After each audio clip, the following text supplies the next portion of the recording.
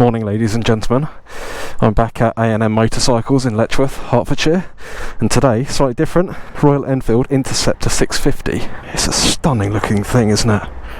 Really, really beautiful. Can you see me alright? Yeah, you look like you can see me sort of. Let's get her fired up. Oh, nice little noise. You're looking at about 46 horsepower, I believe, 46, 47 horsepower.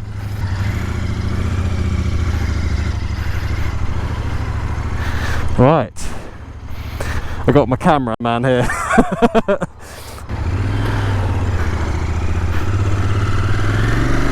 Royal Enfield Interceptor 650. What do we think? MCN's best retro bike of the year 2019 and 2020. Very, very basic bike. So here you've obviously got your tack, all your warning lights and whatnot. Fuel gauge here, your trip A, trip B, odometer, and that's it. That's your lot. So ergonomics wise, the seat's a little bit firm. It's actually really quite comfortable to sit on. I'm very much in like a seated chair position, if that makes sense. So my legs are tucked a little bit further behind me than in a standard sort of L shape. The handlebars are a decent reach, like my arms are bent and everything, which is good. Sounds quite good, I like that. So it's obviously very basic switchgear. When I did the T120 video, I did say that you get what you pay for. The T120 switchgear is a lot nicer. It looks a little bit less plasticky. This switchgear, having said that, looks fine. It's not too it's not too tacky kind of looking. It's just a very generic plastic. These bikes are like £6 on the road, which is absolutely nothing. So while we're at a set of traffic lights, I'm around 5'9"-ish, 31, 32-inch inseam. I'm more than easily flat footing. One thing I have noticed is the pegs are right where you want to put the feet, which isn't annoying. You just put them behind and it's sort of alright to sit slightly further back.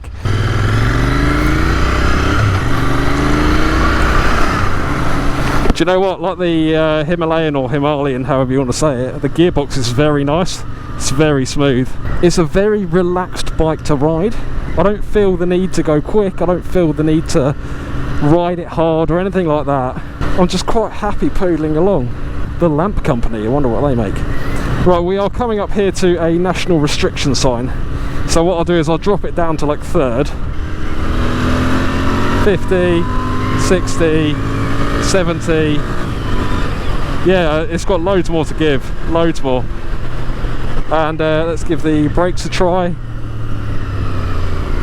Yeah, there's a lot more there than there is on the Himalayan. So the suspension is quite firm. There doesn't feel like there's a lot of give in it, if that makes sense.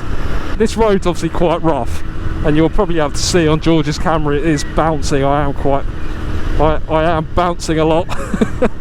If you were using this around town and on these little back lanes like this, it's a great little bike. Let's pull over here.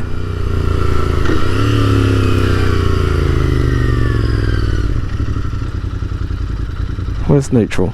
The only thing it hasn't got is a gear indicator, so I can't tell what gear I'm in. So just while we're out here, try not to get run over, do a little walk around. It's actually a really nice looking bike. It's only a single front disc, however I think these are Bybury. Yeah, they're Bybury, which is a subsidiary of Brembo, so you can definitely tell there's a difference there in braking power. I thought these were twin front discs. The back end of this, I think this is I mean it's solid, but I think these indicators and rear lights could easily be changed for something like a little bit more sleek. Twin pipes sound lovely. Do a little.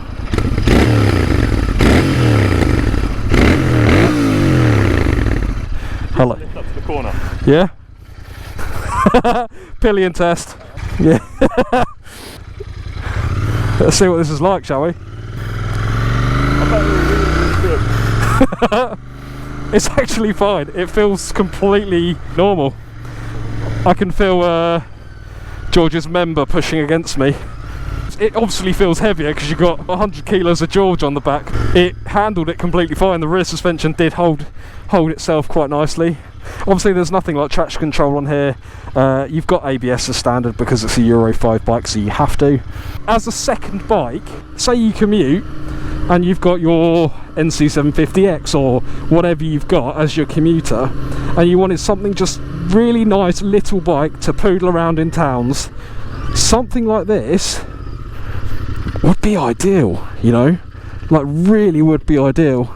Being a budget sort of cafe racer type bike, you don't expect it, or to be fair, you also don't want it to have all of the toys on it. Cruise control is obviously nice for the longer journeys, but I think as much as this will sit at like 70-80 mile an hour easily, I don't know whether you'd necessarily want to sit at 70 or 80 for a long period of time.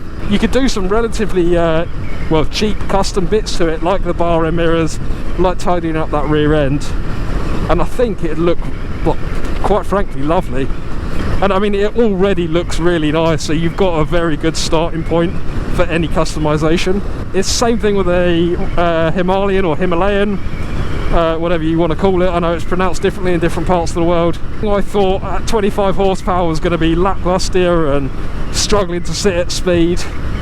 46 horsepower, 47 horsepower on this, it's absolutely fine. I'm just cruising along here in 5th gear.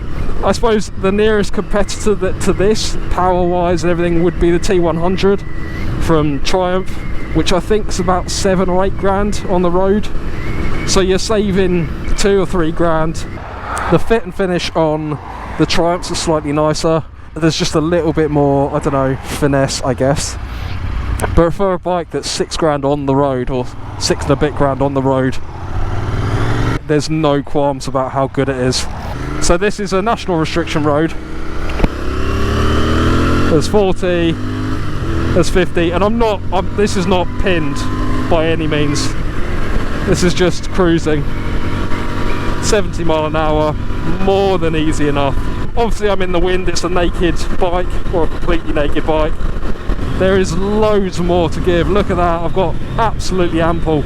There's no wandering with the speed, so coming up a hill here, there's no movement on that speedo at all, which is lovely. Right, let's fill it up, see what it takes. Bit of a confession, I don't know how big the tank is on this. Where's the, do I have to put it in the right way? There you go. That alarm's really annoying. Fancy turning that alarm off? No? Obviously being 46 horsepower, 47 horsepower, they're A2 compliant. So we got 9 litres in. So maybe it's around a 9-10 litre tank. Put it in. There you go. That was easy. 20. Second. 3rd gear 70 mile an hour. 4th gear 80. Yeah, easily up into 5th, and she's happy. This sounds so good. It sounds really nice. For 6 and a bit grand, this is an absolute bargain. Very, very nice. I'm just re-recording this last bit because the last 15-20 minutes of the ride hasn't actually recorded, which is irritating. I think that is a cracking little bike. It sounds good, it goes well. Yes, okay, like the Triumphs have got the slightly better switchgear and fit and finish, but you're saving a couple of grand over the Triumph, the T100. You can use that couple of grand, or at least a grand at that, to get yourself bar end mirrors, get yourself bar end indicators or tiny indicators, maybe even upgrade that headlight to an LED one. You can obviously tidy up this rear end as well. But absolutely cracking little machine. I'm really blown away. I think that did really well. I don't think you're going to see it just because it was in the crappy section at the end where my microphone came out. We took it down a little back lane and it handled really nicely. I think the only things I'd change, like I said, I'd upgrade all the little switch gear and bits, just to nice, maybe Moto Gadget stuff. Get some bar end mirrors. The exhaust sound really good from factory. I mean, you could stick some Vance and Heinz pipes or something like that on. Brakes are fine. The only thing I'd change, the suspension on the front seems a little bit bouncy. Maybe upgrade the fork oil or whatever. It's not adjustable, but you can stick some fork adjusters on top if you wanted to.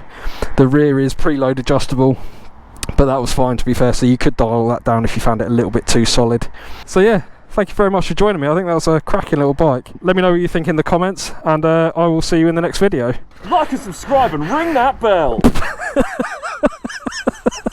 and do what he said as well.